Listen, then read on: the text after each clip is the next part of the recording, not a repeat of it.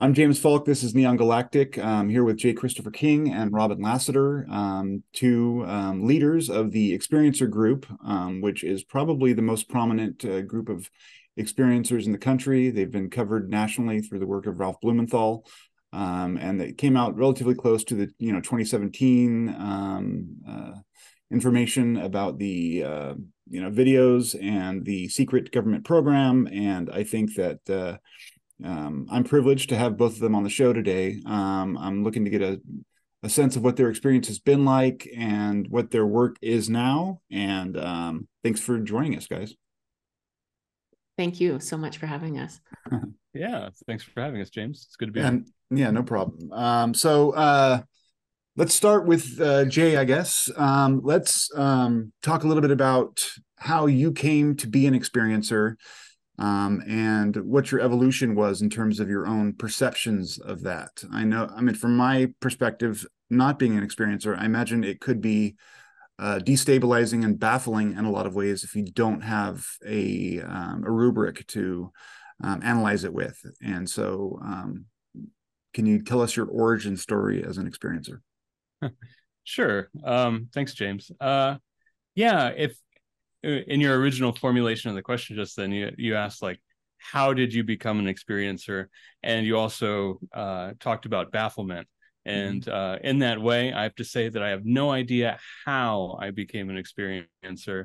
I have no idea how we're kind of like attracted to this rock that is hurtling through space. There's a lot of things that I remain that remain incredibly mysterious to me when it comes to the nature of reality, right? And yeah. I think that in a lot of ways, in terms of like grounding the conversation, a lot of people within the ufological community tend to get hung up on, like, what are these ships that fly through the sky or something like that?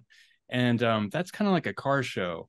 It's a very reductive car show that I'm not particularly interested in. I'm more interested. I mean, that's a piece of the puzzle for sure, and it is interesting.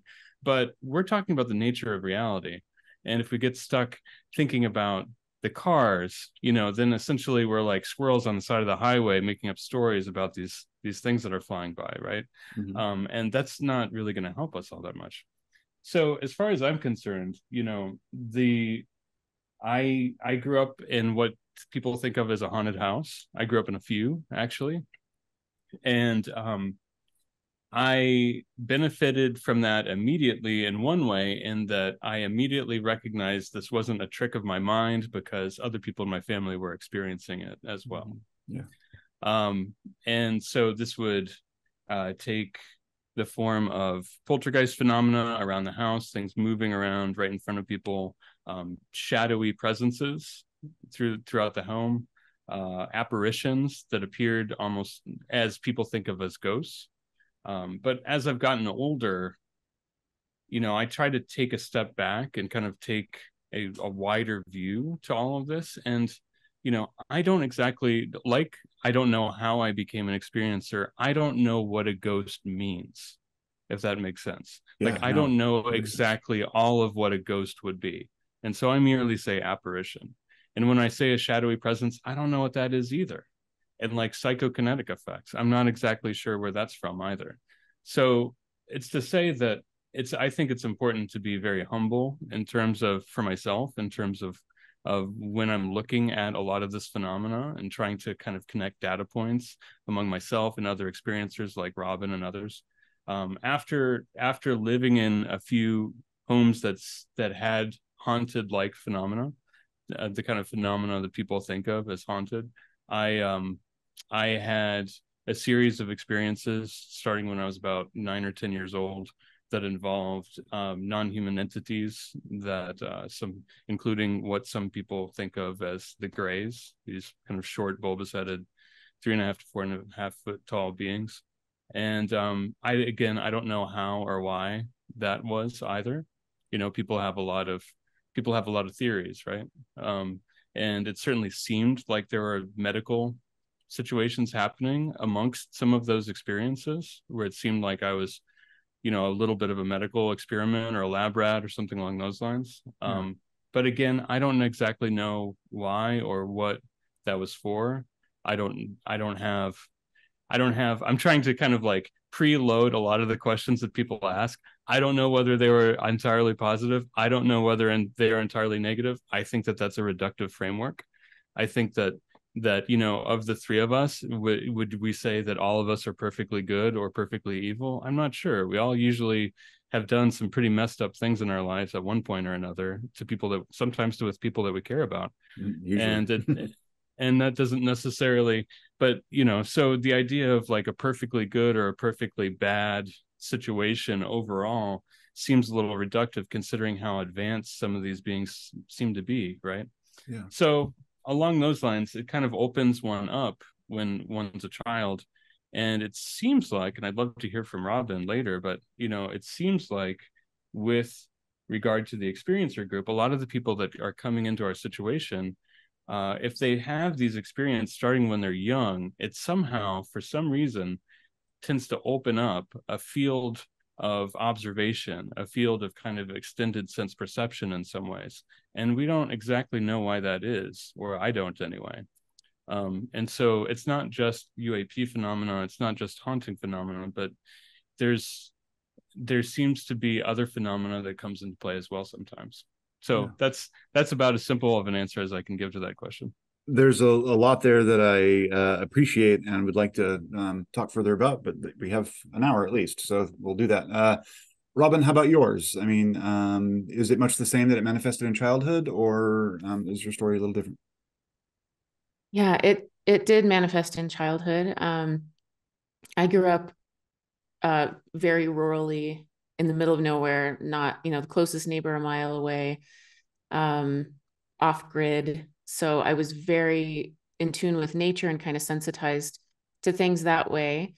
And I had a lot of experiences that didn't have corroboration. Like they weren't shared experiences. And so my story is a little different in that I did kind of question my sanity and reality for a long time and had these two worlds. One was sort of the consensus world and one was this other world that were kind of fighting for, which one was real, which one I should sort of align myself with. And for me, it's been a journey of kind of bringing those worlds together. Mm-hmm. And yeah, I agree with Jay as well. I don't know. It's been really helpful and grounding and healing for me to stay in the mystery. Yeah. And to, I have touchstones that are my experiences, and I have touchstones that are the people who have kind of helped me stabilize in this very wild and mysterious place. And those are the things that make the most sense to me. And then telling a bigger story about it, while very tempting. Like I want to know, I want to make sense of things. I would love to know. And I do have my own way of navigating it, but it always seems sort of safest and most helpful to stay grounded in actually the mystery and sort of the unknown. But yeah, I had some of my earliest experiences were out of body that were baffling, but they happened at such a young age that I didn't know that they weren't a normal part of being a human until I started talking to other people about them, and people didn't seem to be having the same experiences. So out-of-body experiences, contact with seemingly non-human beings at a very young age. And all of that was kind of woven together as my reality. And I didn't realize, like I said, until I kind of went out into the world and started talking to people about it, that this wasn't the way that a lot of other people experience the world. And then I sort of, again, kind of fractured and compartmentalized and really tried to be in the world and hold this other space. And it was rough. Like, yeah, it was difficult.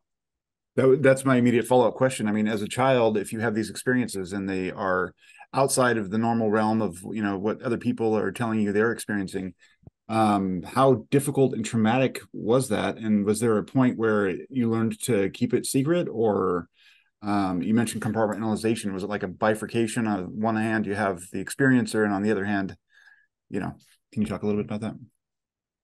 Yeah, until I got this framework, which has been sort of recent in my life, I would never have called myself an experiencer. I didn't even know what that was really. It was just that I had these really shocking, wild, reality splitting experiences that I didn't know what to do with, and the people around me didn't either. And so, yeah, I kept it secret because when I would talk about it, it would either be, I mean, mostly people were kind, like nobody, it wasn't sort of anything overt, but it was mostly just like, we have no idea what to do with the information you're telling us. So let's change the subject and talk about something else. So there's just a big part of my life that didn't have anywhere to exist and didn't have anywhere to be. And I'm just a tremendously sensitive person in general, and growing up sort of removed from the world as it is in some ways. When I went out into the world and, to college and to be a human and was still having these experiences, I numbed a lot. So my story includes, addiction and depression and a lot of just kind of flailing and running and not really knowing where to land in life.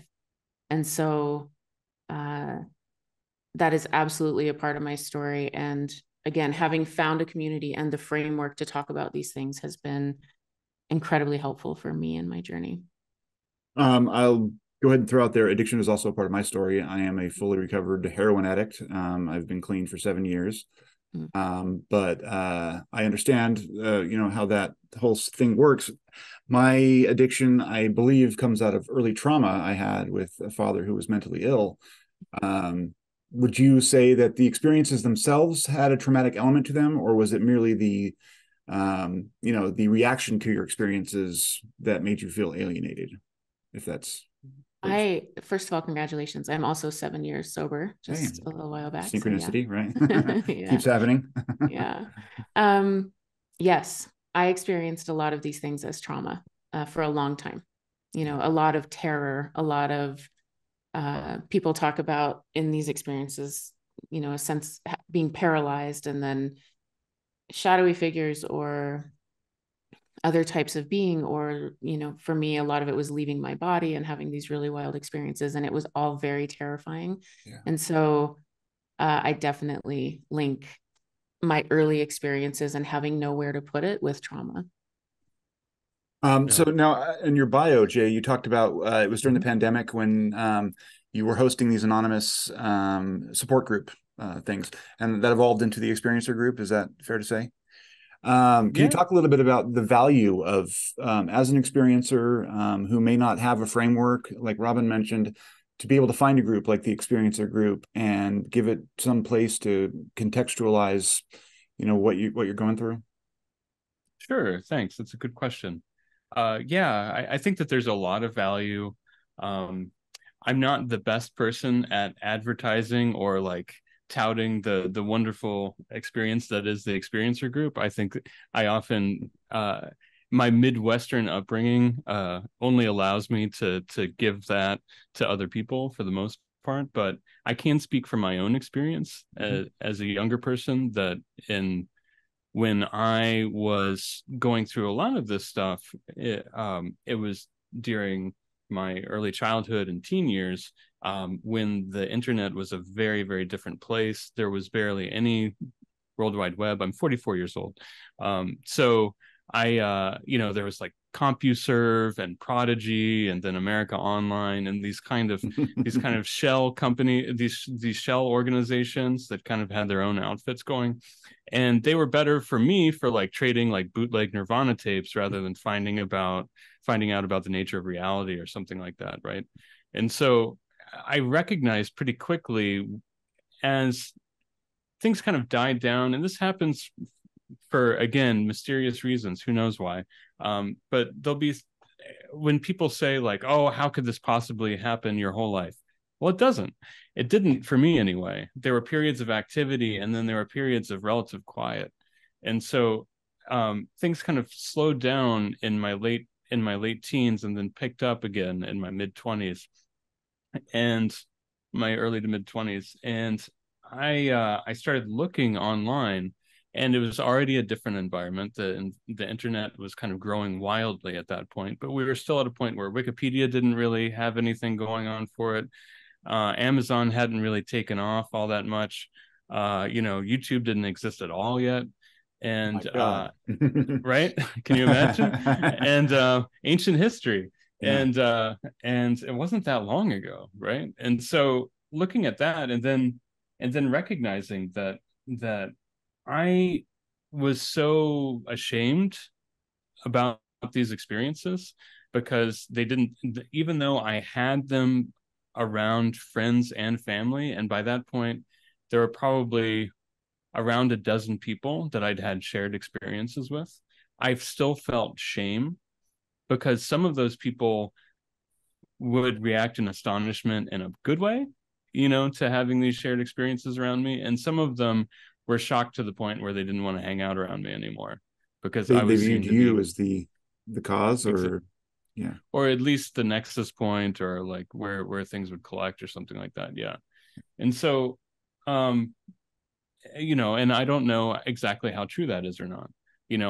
There's also the perspective that some experiencers have where it's like anybody could see this stuff. It's just that that some people are more attenuated, maybe, right? Maybe because of that childhood trauma, maybe because of something that unlocks as a child or an adolescent when faced with these kinds of strange little glimmers or these little things that are barely perceptible. But if you go like, hey, look at that, then another person could see them too, if that makes sense. Yeah, absolutely.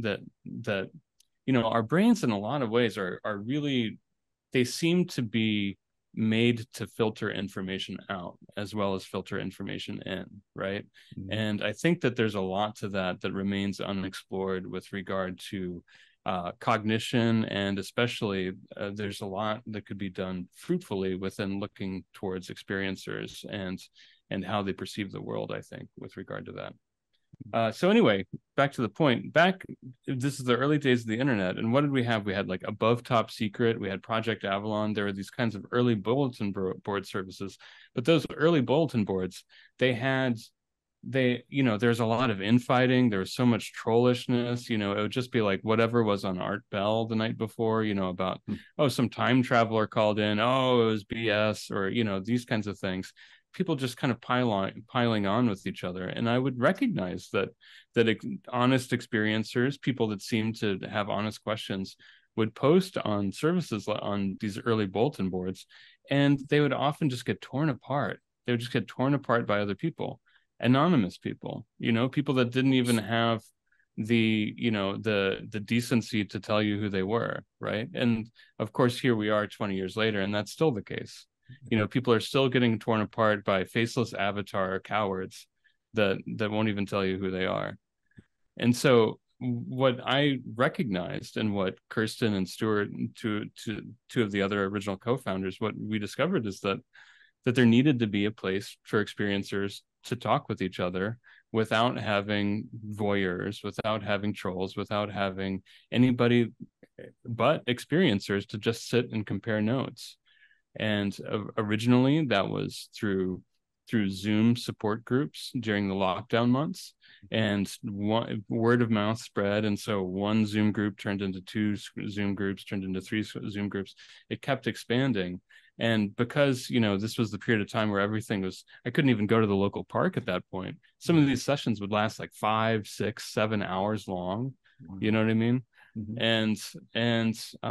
And people could just explore all these situations with each other and compare notes in ways that they'd never been able to do before often.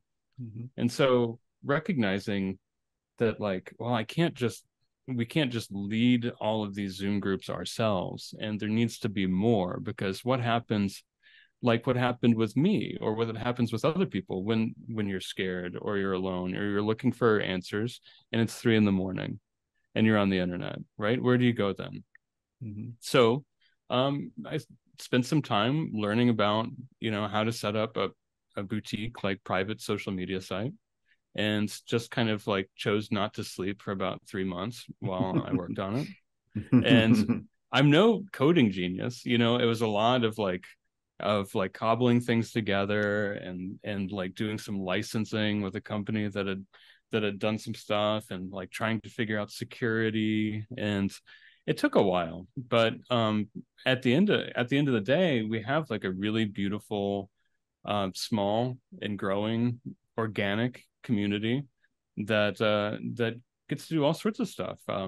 We have weekly support groups that are about 2 hours long, where people can share. We also have a book group that meets once every other month. We have Ask Me Anything sessions, a group called Current Events in Anomalous Culture, where we have special guests like Kelly Chase or Randy Nickerson or Dan Zetterstrom, other folks like that, to come in and be able to talk about current events with members. And Robin is actually restarting one of our most popular groups, which is the women's group, which is just for women to talk, because there's so many issues. I shouldn't talk for Robin. That's exactly what the group's for. Robin, do you want to chime in with anything about if we could that, and then also maybe start with how you got involved with the experiencer group and how that evolved into where you're at now. Sure. No pressure. Okay.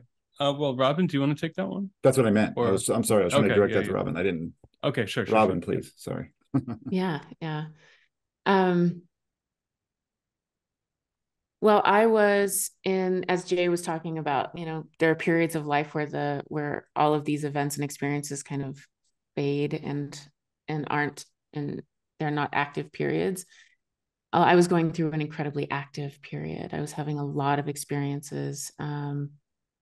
And much of my experiences had been, like I said, out of body and, with beings, but I didn't know ufology existed. I didn't know what an experiencer was. I had never read any of all, the books and done the research. I didn't know about the 2017 article with Leslie Kane. I knew nothing about that. But I heard a podcast with Stuart Davis, and I had the, just somatic reaction to hearing people talk about their stories that were so similar to mine.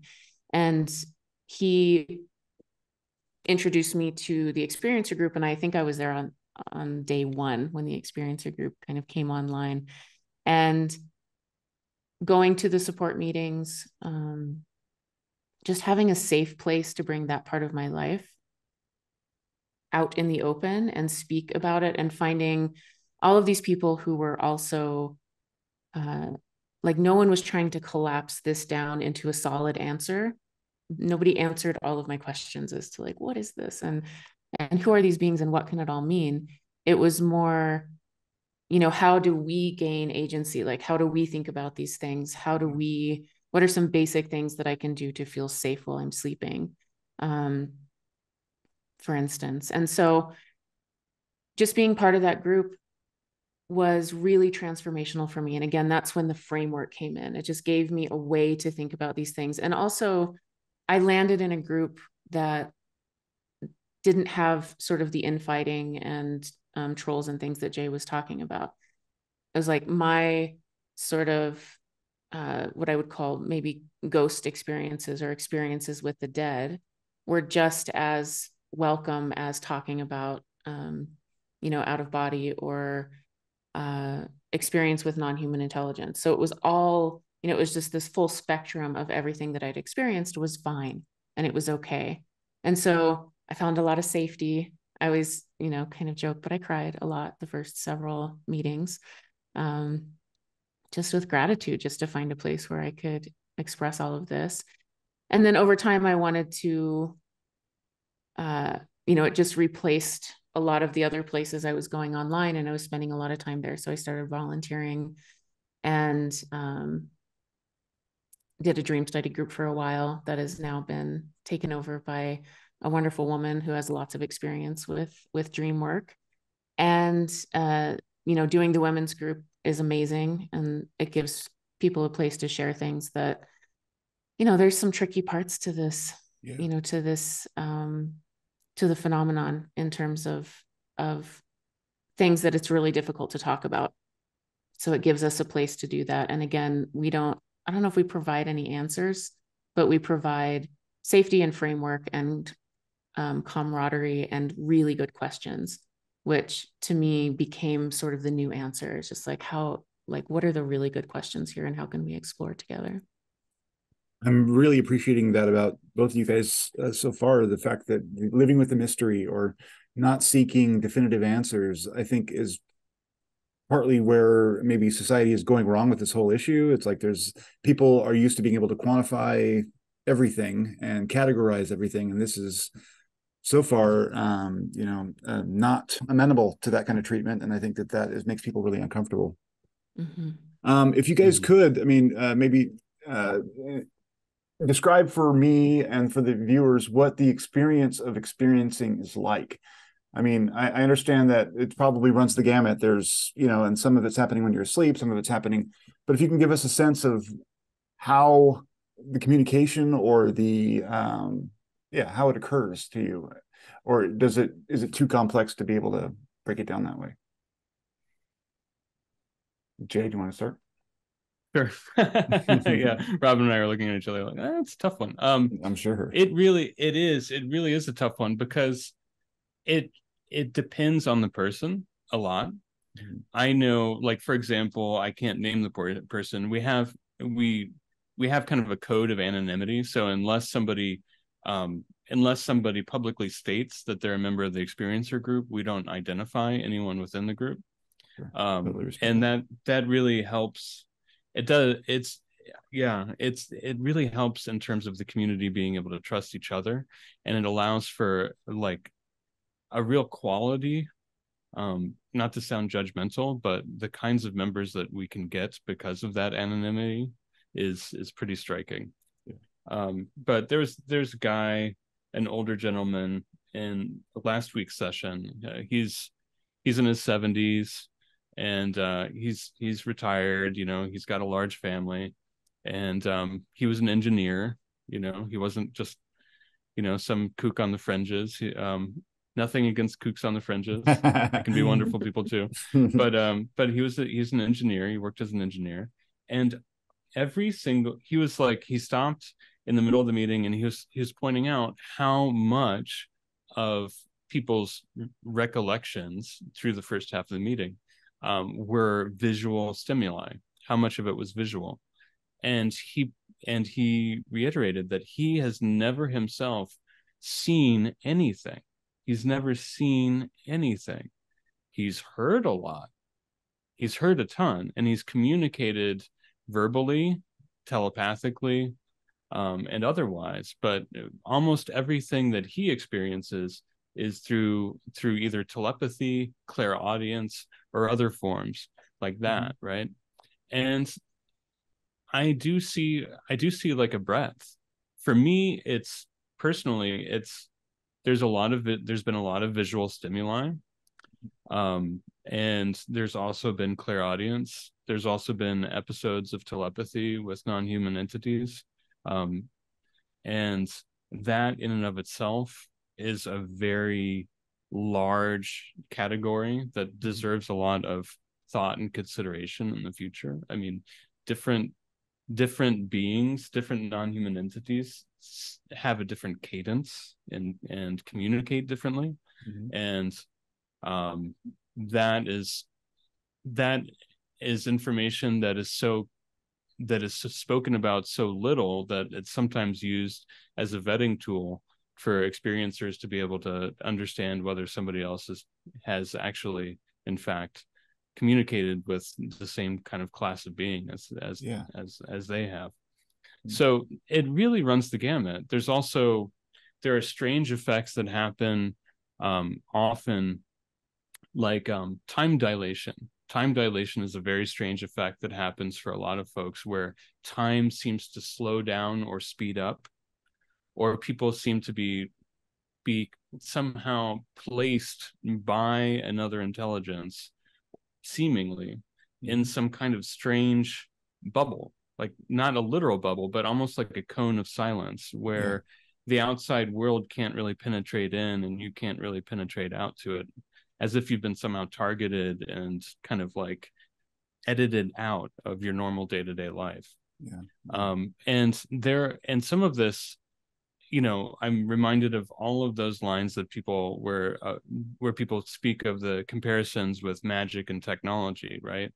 And the reality also is that some of this seems to be technology, and some of it almost seems to be more magic, like literal magic in some way.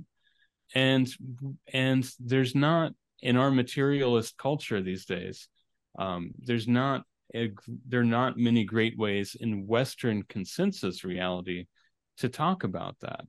However, in lots of other world cosmologies, this stuff has been absolutely fine for centuries. So, it's important to recognize that as well.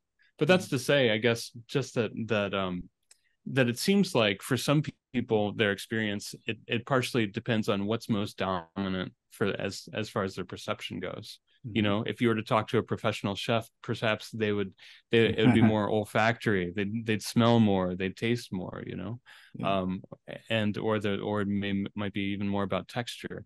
But I went to art school for about 8 years. I went to school for visual art and then film. So to me, it kind of makes a lot of sense that so much of mine bias in my experience has been perceptual. What about you, Robin? Yeah, thanks for all that. And thanks. It is a really big question. It's a really interesting question to think about. What is it like? And a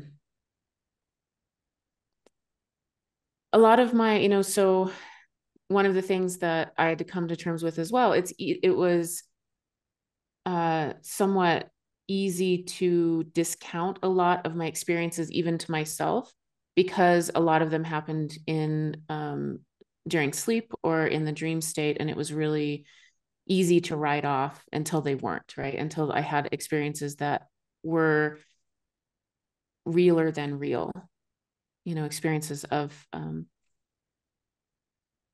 being in a reality that didn't feel like this one, but didn't feel less real. And instead it felt more real than this. And so a lot of that happened,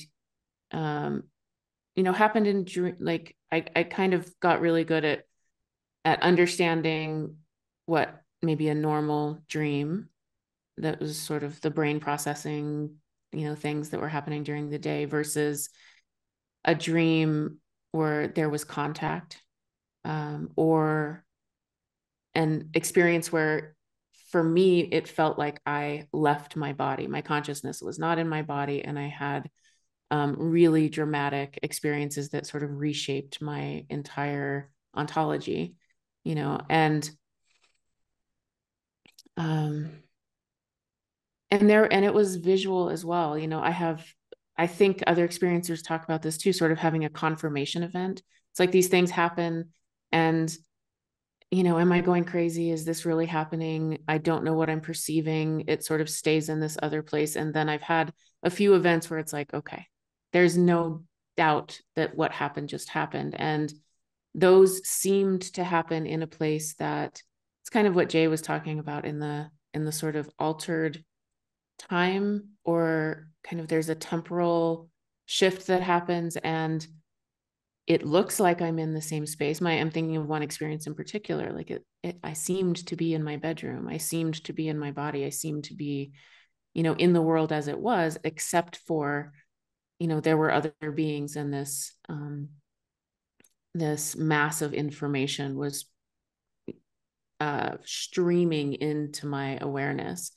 And I could have been there, 1 second or 5 hours. I don't, the time was very, very different there. So it is difficult to talk about, like, like Jay said, also, we don't have the framework in the materialist landscape to talk about things that can't be measured and aren't quantifiable. But not only in lots of cultures around the world where this is a normal part of reality, but I think for a long time, this is my belief, but for a long time, humans had this aspect of being human as part of normal reality.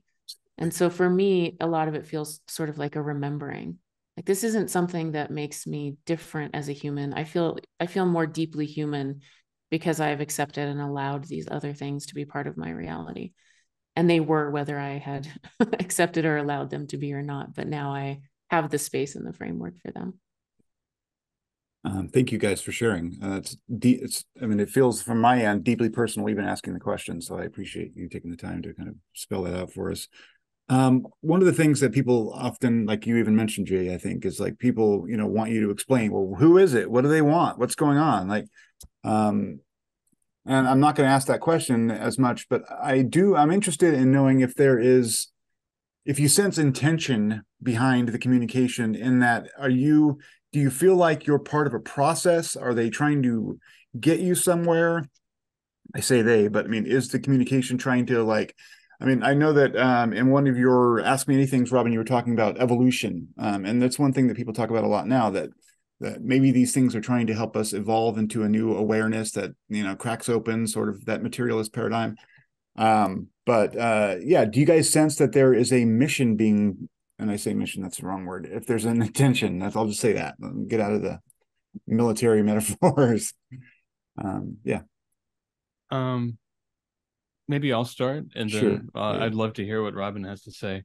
And I love that Robin brought in kind of altered consciousness states with regard to the phenomenon, because that's a huge part of things as well, that is poorly understood and is very rarely talked about, because people think that if you're sleepy, or if you're in a trance state, or you're meditating, or anything like that, that it means that you can't have great contact, right? Or that it should be discounted. But what is meditation besides like learning how to train your mind to be open and to focus, right? So why, in some ways, that should be more looked upon, I would think, right? So back to your question, as far as like, not a mission, but what's there, I would suggest that many of these non-human intelligences, and I'm not speaking for all of them because I can't. I think that it's very possible that there's like more than a whole Manhattan phone book filled with non-human intelligences out there. And, and to try to collapse it all down to one message or one intention would probably be a fool's errand. It would probably be impossible. And there's probably a whole ecology that we just can't normally see with our normal day-to-day vision.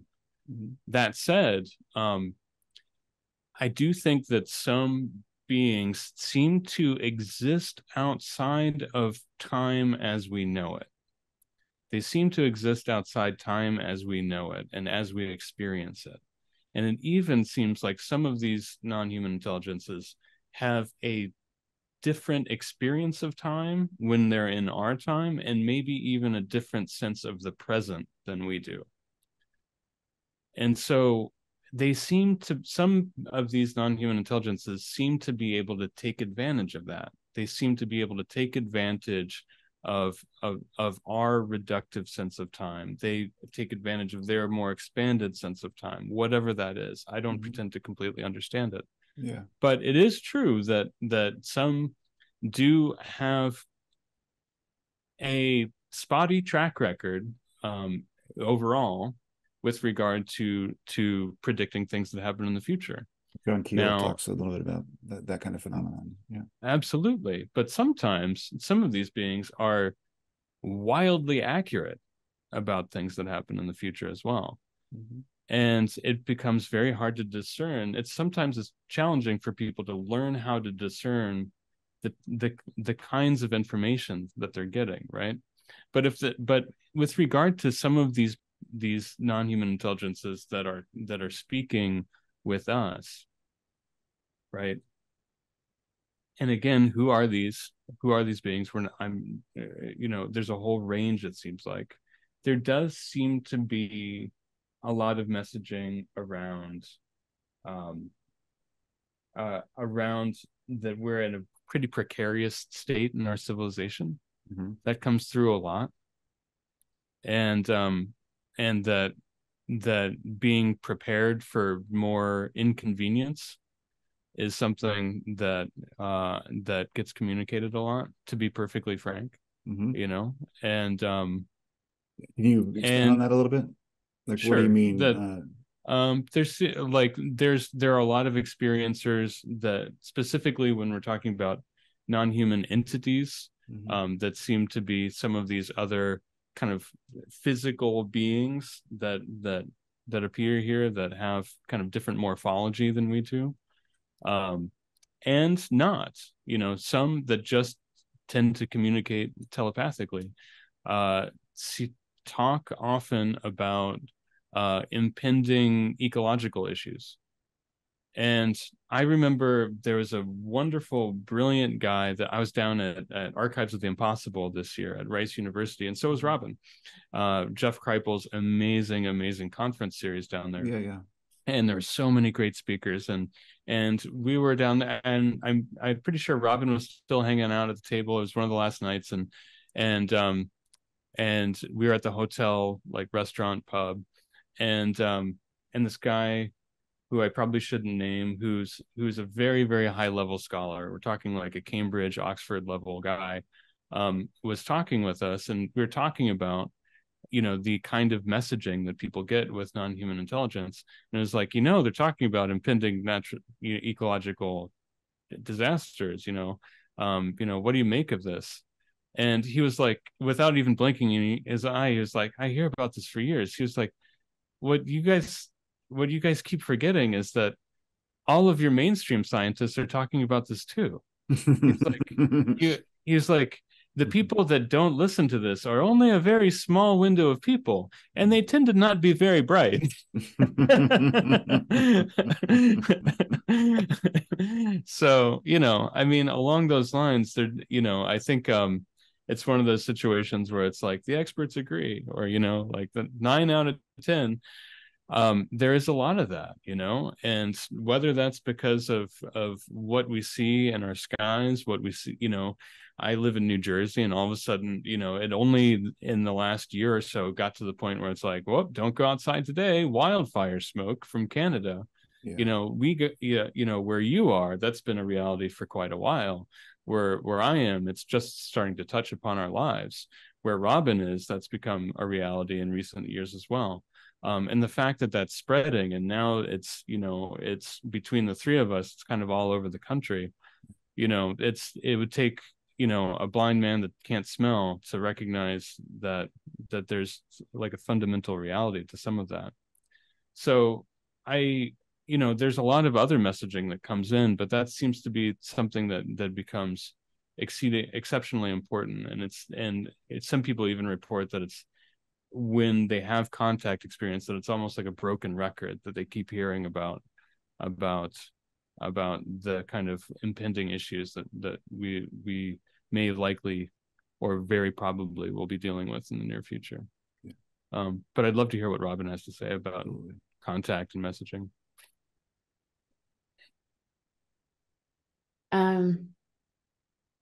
I think I'm just going to speak directly from my experience, and also talk about how I have framed it, because it needed framing, because it was difficult to hear these messages without landing in a different place with it. So, I mean, this is a huge part of my experience, that from a really young age, the out-of-body experiences that I was having would include visions of Armageddon. And that's, I don't like, I mean that word, I say that word because that's what I said as a little kid, even though I had no context for it. We didn't go to, we didn't go to church. My family's not religious.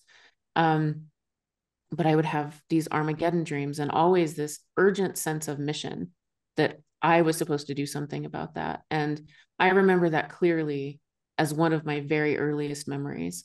And so the sense that something is coming, I need to do something about it, it's vitally important, what has been with me my whole life, and for most of my life, contributed to sort of, the trauma and the urgency and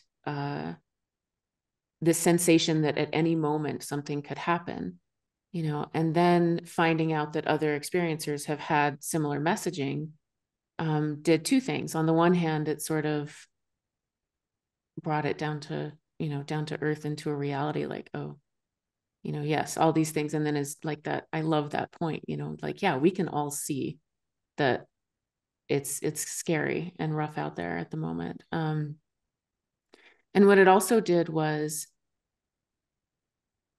help me get to a place where I could push back just a little bit.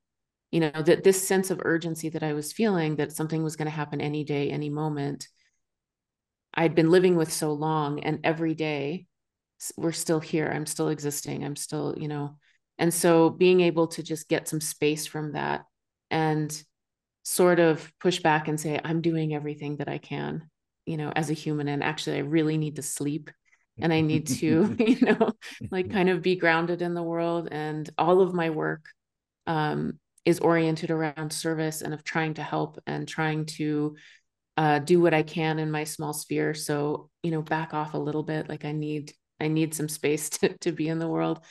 So that it's been a huge part of the messaging that I've received. I've always had a huge sense of mission.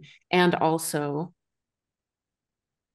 I've come to a place where I've decided what I can do with that, because it's incredibly overwhelming to see and experience this, you know, this idea that something terrible is going to happen and feel a responsibility for it, along with a tremendous sense of urgency. So now it's like, I'm in it. We're all in it together. And a lot of people are working really hard and doing our best to move through a time that I hope is as gentle as possible. And at the same time feels like there is a paradigm shift of some kind happening. So the message for me transformed into something that I used to fuel my own development and my own personal evolution. You know, the narrative of like, I have to save the world in some way shifted to what can I do, like in my own body, with my family and close friends, with my community, to try to make a difference, instead of just having this amorphous sense of impending doom. And that was a really big shift for me. And I feel like I've been more effective in the world since I just changed the orientation of looking at the messaging and the mission. And that's not the only messaging that happens. It just was one of the big ones for me. Yeah. Your book is called Earth, a Love Story, and also your podcast, and it came out 2 days ago, as you mentioned earlier, if that's the exact date. Is that related to the mission that you feel like you were handed? I mean, because it sounds like that would have been a lot of work, and therefore something I should read. Yeah, thank you so much. Yeah, this is another sort of bizarre, you know, I still feel kind of embarrassed talking about some of these things, although it's much less. But one of the communication that I did receive, and that got louder and louder and louder until I could not ignore it, what it was that I was supposed to write a book. And I thought that was the most ridiculous, sort of nonsensical thing that this, you know, non-human intelligence, these beings that seem to be able to access me in all ranges of consciousness, would tell me to write a book. I thought that it was really odd and weird, and I fought back against it for a long time. Mm-hmm. But it became a way for me to put my life into a narrative that was not only helpful for me, but seemed to be helpful for other people. And it includes, you know, addiction and depression and all of these things. And it includes moving from a sense of kind of not knowing how to be in the world to a deep level of acceptance of the world as it is, including the difficulty and including the suffering. And then the sense of mission activated as what it's like to be, you know, like, I want to be here. I want to experience what it's like to be alive on the planet, including all of the difficulties, including all of the struggles, including all of the joys. And I really fell in love with Earth and humanity through the process of writing the book. in a way that I never had. So it was definitely, it's all deeply tied together for me. Yeah. Fascinating. Yeah. One of the things that I'm sorry, did I cut you off, Jay? Oh no, I was just gonna say, like, I mean, I think that Robin's book is amazing, and it's such I'll a link it in the radically description so honest, such a radically honest text, and it's really unique within the realm of memoirs of experiencers, and I deeply appreciate it, and I highly recommend it. Another thing along those lines, I giggled for a minute because she was saying, like, oh, you know, they kept saying write a book, and like this is the kind of stuff that people do get, and like it's somebody that Robin and I both know, who I shouldn't name. This is over just over a year ago, right? And a person that we both know was working on a big project, working on a huge project in another medium, and he was knee deep in it. And I kept getting, I was, I do get, you know, it's inconvenient, you know, to mention in some ways because some people are just not going to buy it. But in meditative states, sometimes people like non-human intelligence tends to take advantage of that and give people messages when they're meditating. Like a wild amount of regular experiencers, adult experiencers are meditation practitioners. That started experiencing contact events during deep states of meditation. Happens all the time. So anyway, I meditate each night, and at that and so there's a stretch of nights where I kept getting this one message, and it was to tell this one person that they had to write a book, right? Tell this one person that they have to write a book. And I was like, oh, Jesus Christ. I'm like, I like this is it's annoying because it's like I'm trying to meditate. Like, go tell them yourself. Like, I don't, you know what I mean? I wasn't saying this. I just kind of like you're supposed to do in meditation. I would listen, and then I would just disconnect from it and go back to like my Zen place, right? Mm-hmm. But like it kept coming over the course of like 2 weeks.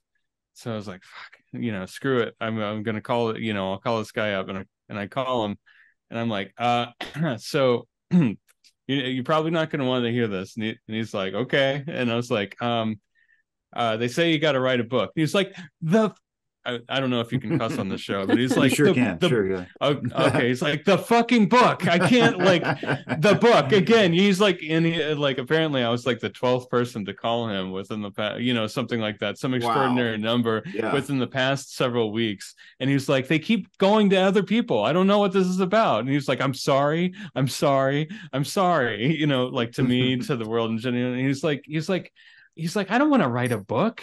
He's like, does anybody read books anymore? I don't know what to do about this. And I was like, I read books. And he's like, yeah, well, exactly. And he's like, well, you're different. You know what I mean? And it was a funny conversation, but it's funny because the book that Robin wrote is very helpful. I do believe that. I see that already. B, that sometimes some of this messaging that comes in is not about like some big world-changing thing or it's, you know, impending doom or whatever. And by the way, people in the experiencer group, there are people in there that like think all of that is BS. They think, oh, it's going to be fine. You know what I mean? My grandkids are going to grow up. Everything's going to be all right. They keep saying this messaging, but it's not going to come true. And that's absolutely fine. Like, it's absolutely fine if people are in a group and they have a whole range of beliefs. Like, we tend to try to be as agnostic in terms of the range of kind of data that we bring in. And as long as somebody is a thoughtful person that is not an a-hole, and brings their best and can care about others, then they're probably going to be a good fit. So, you know, messaging aside, you know, just hearing this, the funny part of people being like, sometimes these little things add up to big differences, though, you know, not the little thing of a book, because a book is a big thing, but sometimes people get a messaging about like, you know, don't drive your car until you don't leave for work for another 10 minutes or something like that. You know, weird little things like that. And I've heard so many situations from people where they got these little requests that ended up making a huge difference in their lives. And that's like another phenomenon that I don't quite understand. And it seems to have something to do with with another intelligence's wider sense of the present, or maybe even a different conception of our own consciousness's sense of the present. Some people even think that we might be sending ourselves messages from the future. There's a guy named Eric Wargo that has written a couple of books about this, like time loops. And I can't necessarily refute that either. There are lots of possibilities out there, but what we try to do is collect as much as we can, and sometimes it adds up to having awesome books and really trippy conversations. Do you guys both trust the contactor? I'm sorry, I should be better at this. Robin, if you want to go first. Yeah, absolutely. That is I've never had two guests on my show, so this is like way more than my brain can handle. Well, you're doing a great job of it. I appreciate that. That's such an interesting question. So again, the worldview that I've formed around these things, which is a helpful framework, and I don't know if it's true with a capital T, but it's what functions really well for me. Sure. Is that as Jay was saying, to me, it seems like there is more than one kind of entity. These seem like individuals, and it seems like even within sort of groups, like the Greys and other groups, there seem to be also individuals. And so I've had experiences with a lot of different beings, and some of them are absolutely not trustworthy. And I've learned to tell over time how to determine that for me. Yeah. And other beings that I've had contact with seeming through my whole life that have stayed consistent have become incredibly important to me, and trustworthy, and part of sort of my team of guides and helpers that include disincarnate individuals and Jay and other people on Earth, and family members and things like that. So some of them I find incredibly trustworthy and are sort of part of my inner circle, and others are not allowed in the door. I don't communicate with, just like there are some people that I wouldn't leave my front door open for anyone to wander in. And I view these things as relationships that have developed over time. And there are some beings that don't come into the inner circle. I don't find them trustworthy. And then there are others who are. So a quick follow-up before Jay. Do you I just thought of something and then my brain scattered, sorry. Do you, when you're in contact with one of these, do you immediately know at the beginning of contact which one you're dealing with, or is it a function of what they're saying and communicating that allows you to say, oh yeah, I remember this particular thing from 6 months ago and I didn't like it then, I don't like it now? Or is it like, I'm in contact with so-and-so? You understand what I mean? I do. It's another one of those really deep questions. Yeah, sorry. No, it's great. I appreciate your asking these deep questions and giving us an opportunity to talk about it. Thank you. There are markers for me. So I do feel like I know who I'm talking to, unless, somebody new shows up that I don't know. But the beings that I seem to have had long-term relationships with, there are certain tells that that's who I'm communicating with. Yeah. Okay. Jay? Similarly, I've had less contact lately. I'm kind of going through kind of like a low period myself. So again, for anybody that's listening, it's not like the text on my phone right now or something like that. and things tend to go through waves, and sometimes it can be as simple as how much am I meditating, or how often am I away from screen time. Screen time is a huge blocker for things like this. And if people out there are like looking to have experiences of their own, I would suggest getting away from the screen. Interesting. I've never heard that before. Really, really helpful. Okay. Yeah, it's a really helpful way for sure. Okay. as a starting point anyway. But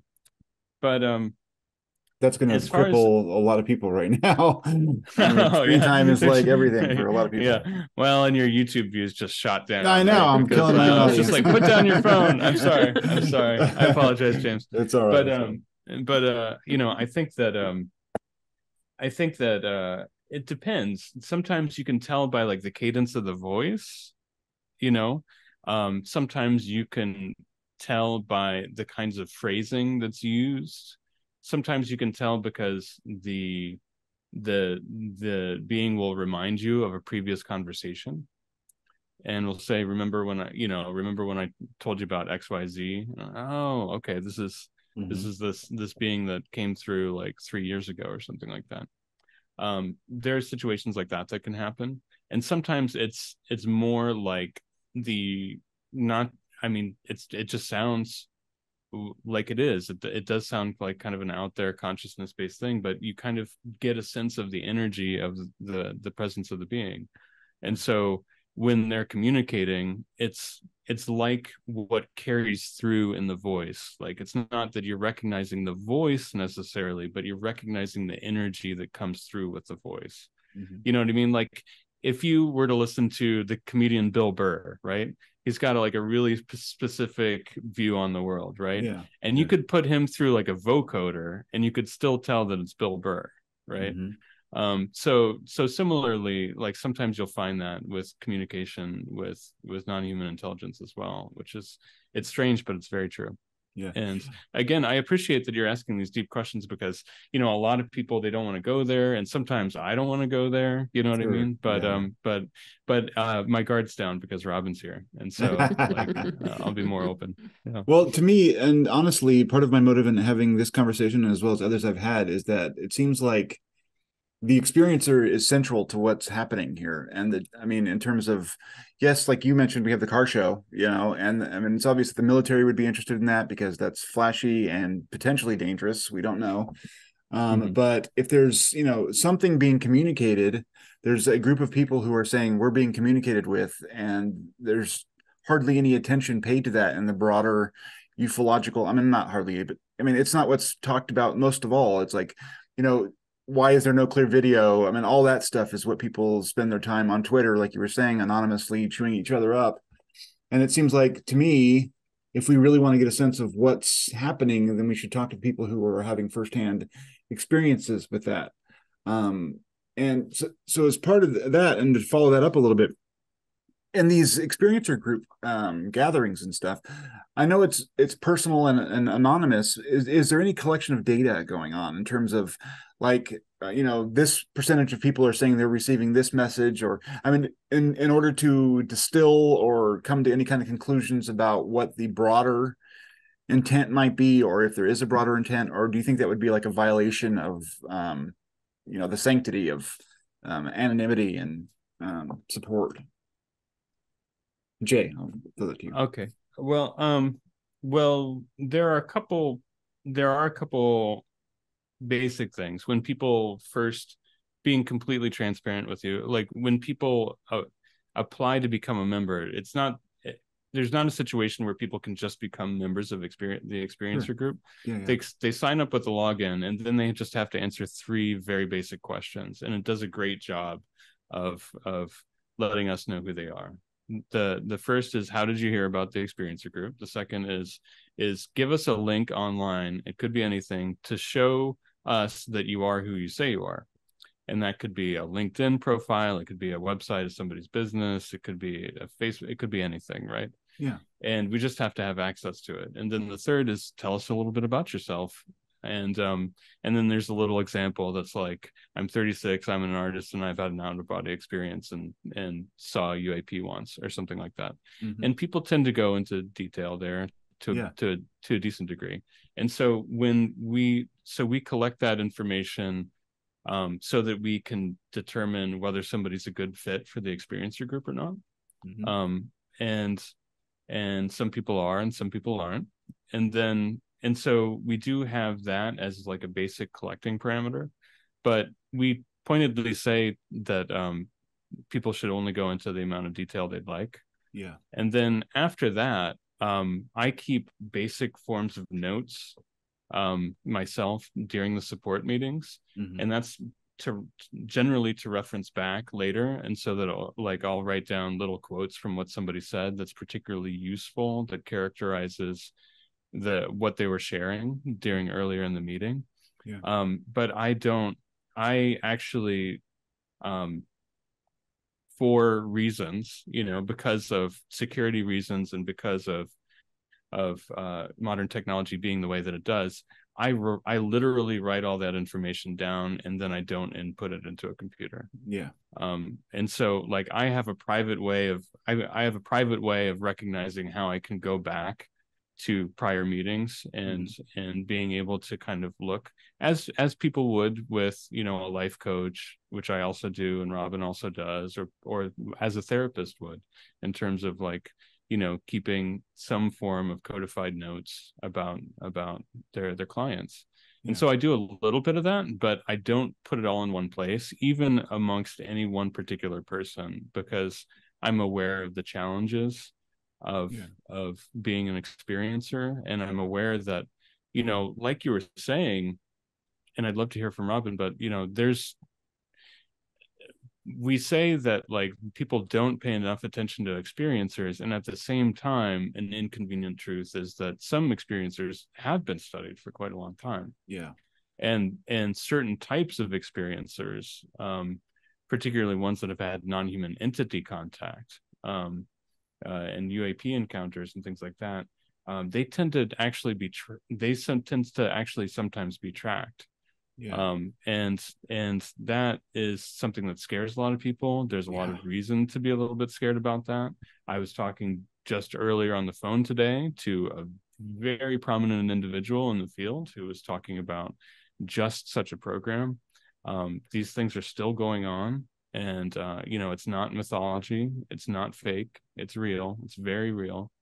And so I mean, in terms of like what's collected, there are a lot of data points that we collect, and there's a lot that other members collect in terms of like just posting with each other and being able to corroborate data and things like that. But it's typically more informal. Sorry, my son's coming in. Oh, right on. I would like to hear, Robin, about your thoughts on that as well. But part of what it's like, I watched recently the movie Arrival, and they're all gathered in the little egg-shaped thing, and they're all like scribbling down notes, trying to figure out how this thing is communicating. And that's sort of what I get from the experiencer testimony, is that each person seems to be wrestling with either individual entities or whatever it is, but they're getting a piece of this message. And if it's I mean, that's potentially the heart of what we should be learning. But then, you get I'm sure you get such a wide variety of testimonies and experiences. How do you really coalesce that down to anything that could be coherent? I don't know, but it's fascinating. Did you want to take a swing at that, Robin? Yeah, thank you. So I guess to answer this question, it feels like I should stay in the realm of the very, very personal. Sure. I don't have a kind of meta view of this. The way that I kind of stabilized again in my life and in the framework of all of this was through listening to other experiencers, finding resonance, finding experiences that I thought no one else in the entire world had ever had. And then I would hear someone talk about some little detail, and I felt not only less alone, it helped with my sense of kind of self and sanity. And so I think it's really important to be able to have a place to compare and to talk about experiences. And, this has sort of faded for me, but I went through, like, I don't know, a 2-year period of listening to as many podcasts, reading as many books, because I was finding that correlation. I was finding those points where other people's experiences overlapped with my own, and it was so validating. I don't know I don't know what that would look like on a broader scale. It happened through me, through my finding other people to connect with. And that's what I see happening with other experiencers as well. It's part of this, it feels like this kind of organic blossoming and connecting that's happening. And just because it isn't happening in the framework of something larger, like a study of data points or something like that, doesn't mean to me that it's any less important or sort of real and really happening in the world. Because I think a lot of people are finding these frameworks that connect us, and it's just not happening, on the mainstream. It's not happening on television. We can't go to it and say this percentage of people is going, had this experience. But the fact that we're finding each other and having the conversations is powerful in itself, and does seem to be, what it feels like to me is that something new is emerging in a collective of humanity that it's emerging for, and that we're sort of finding each other. And that's beautiful and exciting. And I am not anti-data points, and I'm not anti-statistics and percentages, but for me, that feels more alive, and really, really important. Well, I think for sure there's an over-reliance in our culture, especially on having, the visual graphics or whatever, the pie charts to make us feel better, like somehow by being able to draw pretty pictures, we have a handle on something. And I don't know that we necessarily do. Real quick, if someone is if you meet someone who's an experiencer and they tell you their story, and I think a lot of people don't know how to react to that. Could you help people understand how they should treat someone who has an experience, rather than because I think that, like you said, a lot of times people are probably just not going to know how to handle it, and they'll change the subject. There are other people who might mock. Can you tell us what you think is the best way for people to hear someone else's story like that and handle it productively? Robin, do you want to start? Yeah, I think that is a fantastic question. Thank you for asking it. I think that, I guess I would say, just as we would do in any conversation, it's so wonderful when we meet people who are just curious about us and ask questions. Yeah. And if somebody has the kind of capacity for that, if it doesn't feel uncomfortable or outside of something that they would like to get into, just being curious and asking questions is a great way to approach anybody. I think it opens people up. Jay? I agree wholeheartedly with Robin, and I think that just keeping an open mind. And I do know that one response that I've heard from some people is, I don't know if that's true, but I believe that you believe it. And whatever you do, I wouldn't say that. Nobody needs to hear that. We already get that. We understand the way the brain works. That's fine. Okay, if you think that, that's okay, but you can go ahead and keep the quiet part quiet if you'd like. Yeah. But I think that keeping an open mind is really important, and just recognizing that, if you're listening to this podcast, if you're listening to this show, you're probably open-minded enough to recognize that there is a basic reality to much of what we're talking about here today, at least some of it, right? Yeah. And if you think there's even a kernel to some of that, we're here to say to you that, if you think there's a kernel, it's actually, there's like a universe inside that kernel. I swear, Yeah. And you don't have to believe me, and you don't have to believe Robin. You find whoever you are fascinated with in terms of experiencer accounts. Today is actually the 62nd anniversary of the Barney and Betty Hill incident. Oh, wow. Wow. and it was 62 years ago today, this evening in New Hampshire when that happened. And you know, if maybe you love the Betty and Barney Hill case, you know, there are lots of different cases out there that you can start to look at. And then if you think that there's something to Betty and Barney Hill, or you think that there's something to Travis Walton, or you think that there's something to Robert Monroe and other out-of-body experiencers, other people that have had near-death experiences, anything along these lines, even thinking back to people in your family, thinking back to like maybe you had a grandma that you loved that had precognitive dreams every once in a while. There's often somebody in a family group or in your old friend circle, and you can look back and think like, oh gosh, you know, I think that somebody earlier in my life was trying to tell me something. Yeah. I think that they were trying to open the door there. They were testing the waters. I think we can often look back upon that. And if we're able to think, just take a minute and think about situations where that had happened in the past and recognize that you could have maybe had a deeper level that opened up with that loved one, with that friend, with that ex, you know, with that grandma that's now departed, whoever it was, right? Mm-hmm. You know, if you can bring that level of heart to that new conversation with somebody that's having it with you, then that'll do quite a lot, I think. Yeah. Last question, if I can keep you for a couple more minutes. Sure. As this stuff is happening to you, I imagine that since it happened so early, you grew up shaping your worldview around it. So it wasn't like it was a shock out of nowhere. But what has it done to your overall? I mean, you mentioned the word ontology earlier. Like, how do you perceive reality now? I mean, it seems that the more I get into this subject and research, this idea that materialism is dying, and there's lots of hints in that direction in terms of physics and other things, and sort of a confluence between what used to be spiritual traditions in the East and where science is now.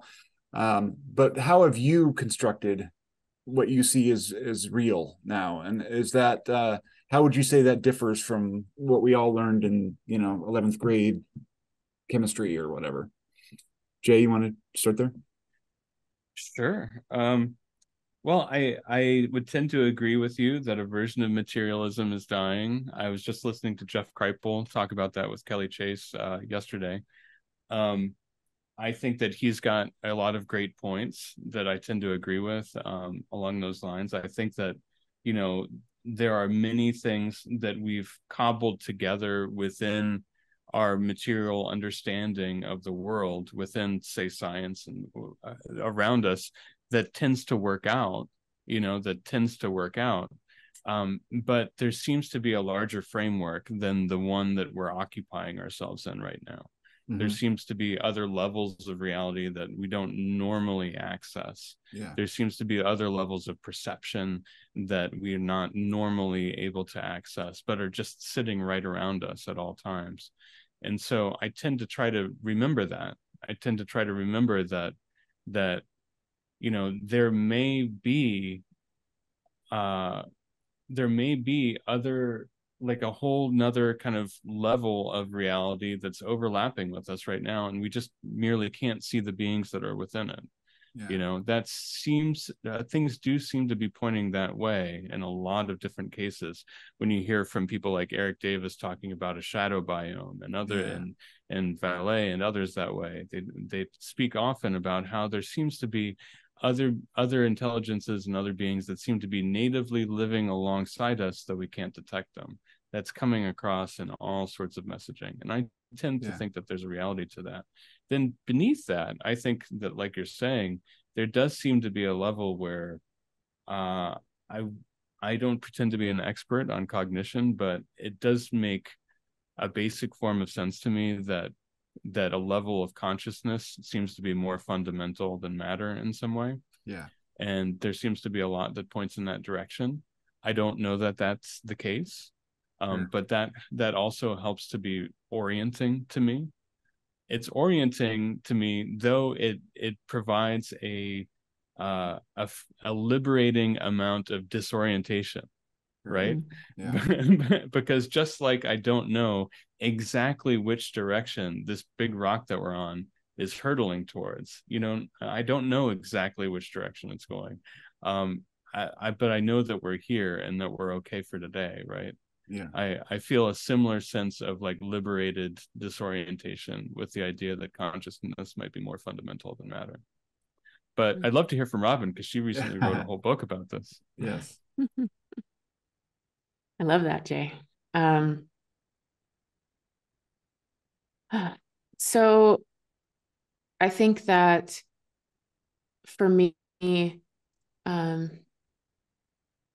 when I started to take my experiences seriously and stopped telling myself that what was happening wasn't real, when I sort of stopped centering consensus reality as the only real thing and let all of these other experiences that I had that were, and are and continue to be legitimate, come into my definition of what reality was, I discovered, as Jay said so beautifully, like there's a universe inside that kernel.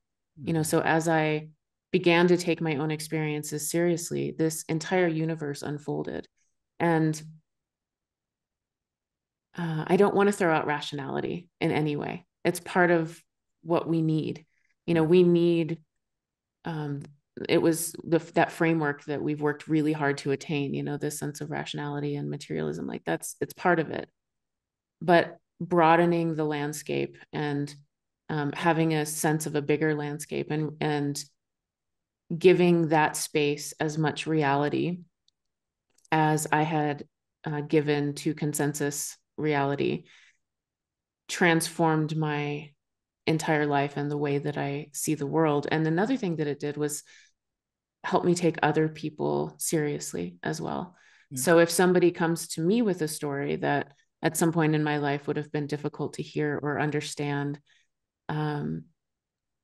it broadens my sense of reality instead of constricts it.